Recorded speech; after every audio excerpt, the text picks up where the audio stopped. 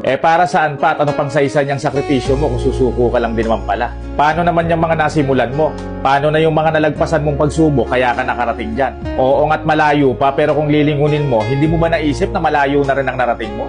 Paano na lang ang mga taong umaasa sa'yo? Ang pamilya mo, yung mga mahal mo sa buhay, pati ba naman sila bibiguin mo? Baka naman pwedeng isang kembot pa at ilaban mo pa. Gawin mong inspirasyon yung mga taong umaasa dyan sa tagumpay mo. Walang sukuan. Tignan mo, balang araw, pasasalamatan mo yung sarili mo dahil hindi ka bumitaw.